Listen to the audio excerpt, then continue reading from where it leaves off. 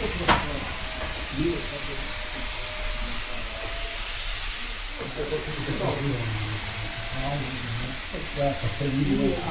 senso che come dice Antonio, quella è lì e dove avevano adesso non so dietro, nel senso che la c'era lui e la